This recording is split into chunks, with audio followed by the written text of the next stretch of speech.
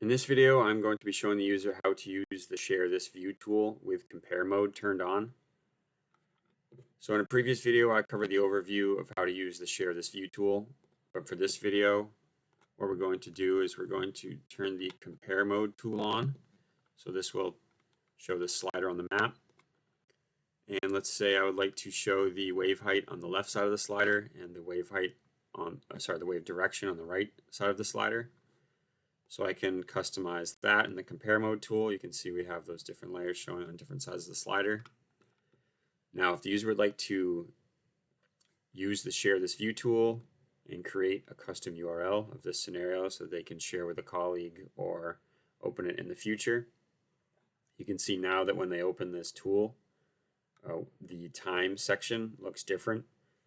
So now the user can customize the time that's saved in the URL on both sides of the slider.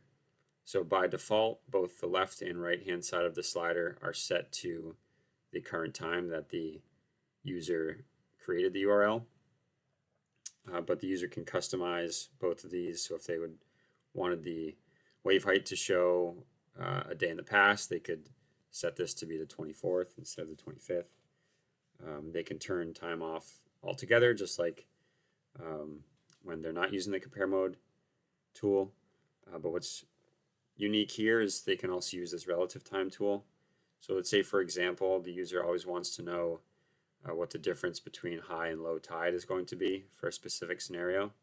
So they can use this relative time tool. Let's say on the left-hand side, they would like to see what the tide was doing 6 hours in the past.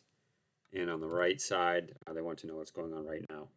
So they can use this relative time section to customize what's saved on both the left and right hand side of the slider.